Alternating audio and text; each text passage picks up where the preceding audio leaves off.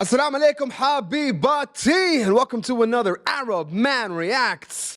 We're reacting to Manchester Orchestra, a song called The Silence. This is the official music video, and I believe this song came requested through one of our AMR live shows. So let's just get into it. Don't forget to like, comment, subscribe, turn on the bell notification, support us over here on YouTube if you can. You can leave us a super thanks down in the comments below if the video allows it. Join us as a member, or best way to support us is obviously on Patreon, link in description below. You get access to all of our blocked videos over here on YouTube, some vlogs, and a bunch of other silly things that we do. And we'll also take a little bit more of that. Check one, check two. Check one, check two. Yep. Check one, check two. Hey, yep. That's perfect. This brings so many like memories of sound check. Check. We good with my vocal everywhere? Check. For reference, I have no idea who Manchester Orchestra is /R.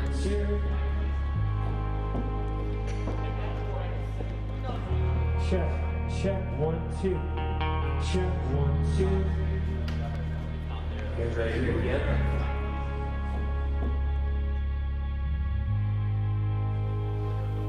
I like the soundscape already.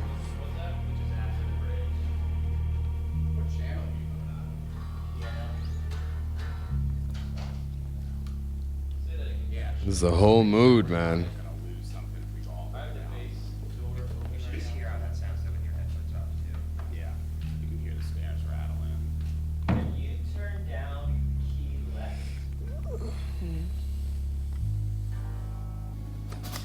Like, when you realize how much prep work there happens when you're about to play a show or a song or record something, dude.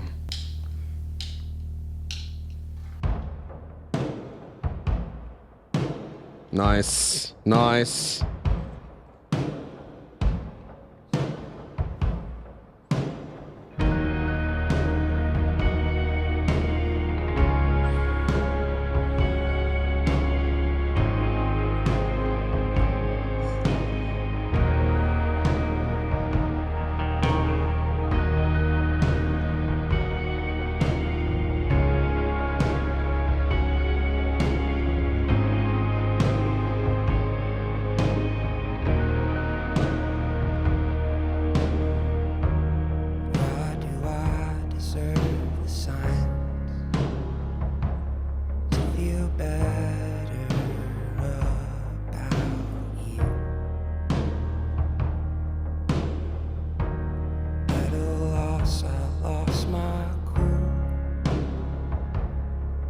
Denied that I found you.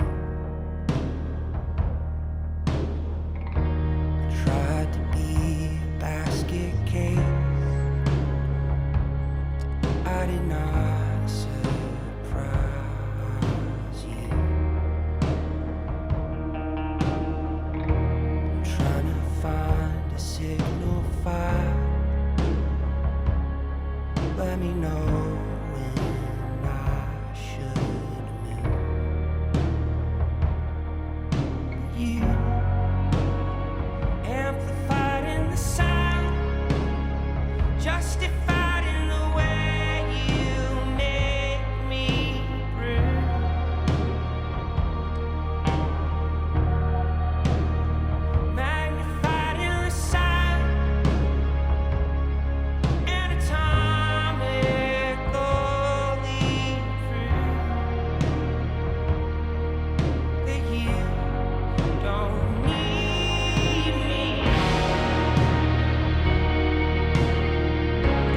Or let's take a minute and think about what this sounds like, because it's giving me a little bit of Ben Howard, it's giving me a little bit of Floyd, his voice is giving me a lot of REM, but the soundscape, the song structures, like, this is what I like seeing, because this isn't a pop band or like a commercial band or anything like that. These are like musicians doing the musician thing proudly.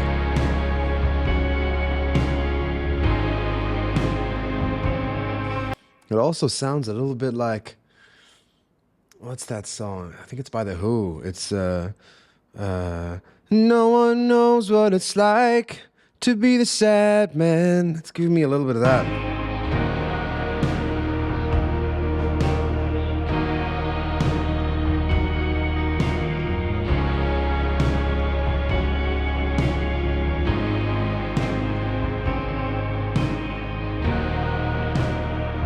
And the sounds are complex, but they're not complicated. Like what's going on isn't complicated, but it's deep. It's well thought of. And I thought of that as soon as he started singing, because there's so many ways to go about that vocal line, tone-wise, right? And he's very specific about the way that he intended to sing it throughout that first bit before he then goes ahead and explodes in what I assume is the chorus. Why do I desire the space? Like this part. I was mourning after you. So intentionally in the beginning, he's not going that high when he's doing the verse. I was lost and lost my shape. There was nothing I could do. The lyrics, dude. I don't wanna waste away. It was all I gave to you. Take me back and take my place. I will rise right up for you. But you amplified in the sound, justified in the way you make me breathe.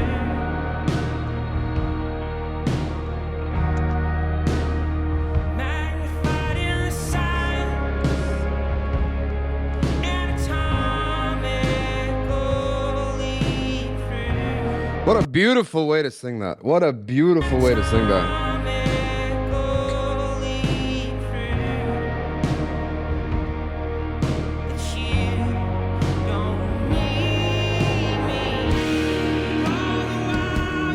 Ah, the king of all transitions from studio to live stage.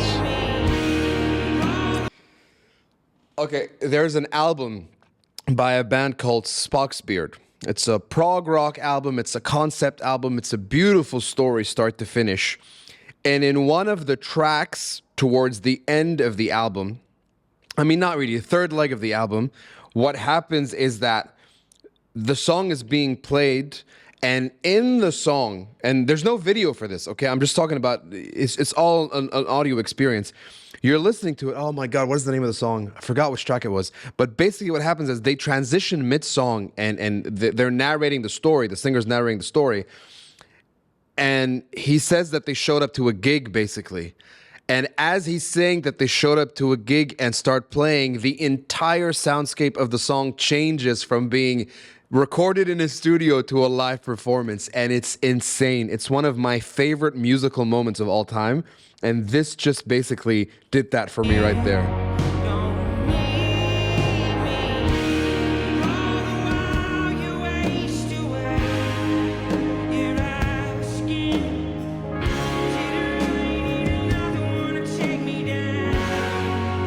I just want to listen to the drums because I think even the drums...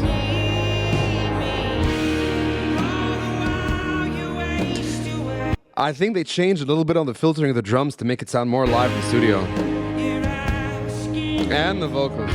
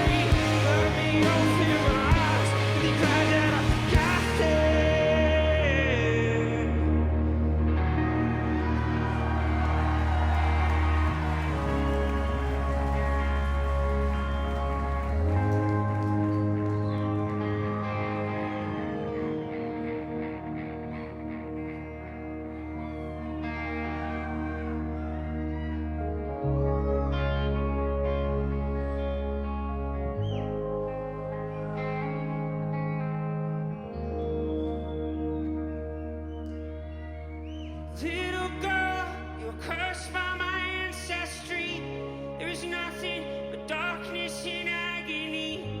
I can not only see, but you stop me from blinking. Let me watch you as close as a memory. Let me hold you above all the misery. Let me open my eyes and be glad that I got here. Good night, y'all.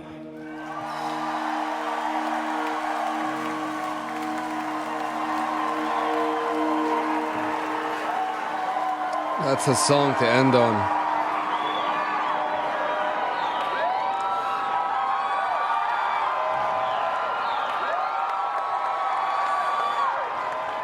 I'm trying to imagine how they came about recording this thing, because I don't know what the actual track sounds like, right? They might have recorded a special version for this. So it's very hard to keep time. Very, very hard. And even the best drummers in the world, I mean, the best drummers in the world can keep time perfectly. But what ends up happening is that if you're playing something in the studio, let's say you're playing something at, I don't know, 123 BPM, and then that's beats per minute. So whatever number of beats there are in a minute. So if you're playing at 120 BPM, it's 2 beats every second. If that's what you're playing in the studio, as soon as you get on stage, if there's no click track in the drummer's ear who sets the timing and the tempo, what ends up happening is that the adrenaline forces you, or not forces you, but I mean, yeah, sort of forces you into playing at a quicker pace. So instead of playing at 120, now you're playing at 125, maybe 130. And so it's very difficult to mix a live output of a performance with a studio output of a performance, because most of the time the BPMs won't match. And I'm not even talking about the tones of the guitars, the entire mix in general, because that's a very difficult thing to perfectly mimic. Like, you're gonna get as close as humanly possible, but they're two different environments. They're probably two different PA systems, two different mixers. So it's very difficult to get the exact same kind of sound. And so I'm really interested in finding out how they went about recording this, because it's a very difficult feat to do. And in that transition, either they played the song absolutely perfectly, or as close as to perfect as possible, and then they fixed a couple things in post. They did the whole song in the studio, then they did the whole song in the concert there, and then boom, plugged it in together. Or they recorded the audio in the studio with the video in the studio, and then they matched the video from the live performance over the audio that they had recorded in the studio. But because their timing is so spot on, it's perfect. And you'll see a lot of this happening, where if you're watching a music video and there's like a live performance shot of the singer and then like a studio shot of the singer, you'll see that on the stage, because it's taken from a real concert, they're not matching the words perfectly, because probably on stage they're playing a little faster, a little slower. I said a lot there. I said a whole lot. I have a new band that I can look forward to honestly listening to, binging to, and enjoying. At the end of it, it felt like if Coldplay were Pearl Jam, like that's what the sound would be like. And that brings me happiness, because I love Coldplay and I love Pearl Jam. Pearl Jam's probably my favorite band of all time, so...